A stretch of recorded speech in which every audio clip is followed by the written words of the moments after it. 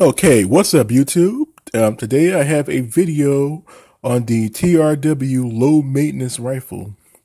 The TRW Low Maintenance Rifle was an experimental insurgency assault rifle designed between 1971 and 1973 during the last days of the Vietnam War.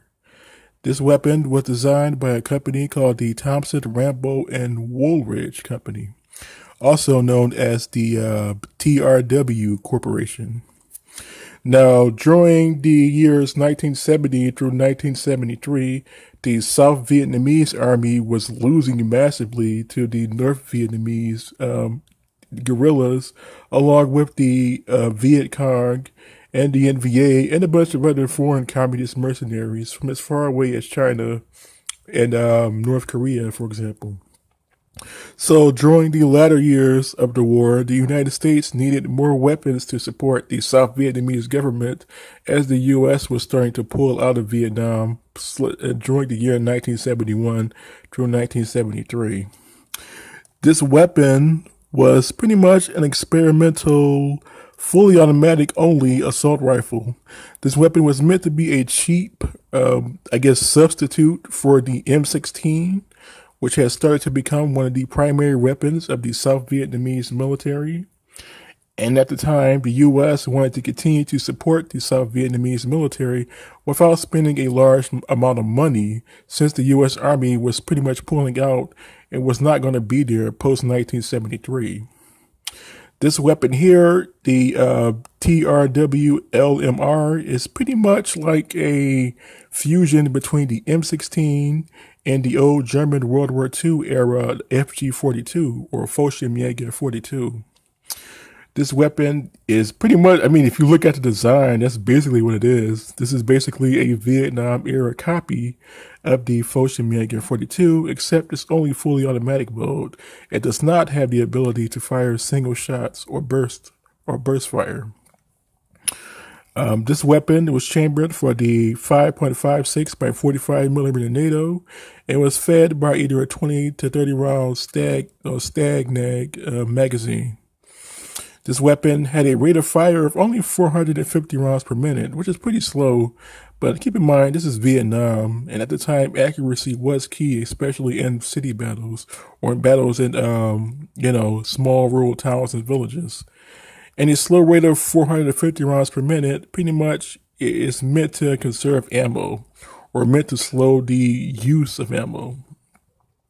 This weapon used a roller lock, open bolt, gas operated long stroke piston action. Pretty much like the FG-40. Well, not really like the FG-42. Take it back. The FG-42 is much faster and had a different gas system.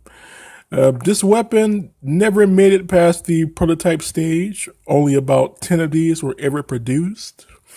This weapon was much, much cheaper than the M16 at the time, or even the M14, or even an M1 Garand. The weapon only cost $130 to produce in 1971, which is pretty cheap, Unfortunately, this weapon was never issued. By 1972, 1973, the South Vietnamese were pretty much on their last leg, and eventually the capital of South Vietnam, Saigon, eventually fell to the North Vietnamese army and the Viet Cong.